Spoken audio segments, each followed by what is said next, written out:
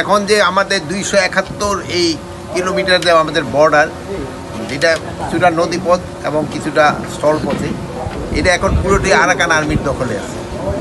কিন্তু দেশটা আবার মিয়ানমারের।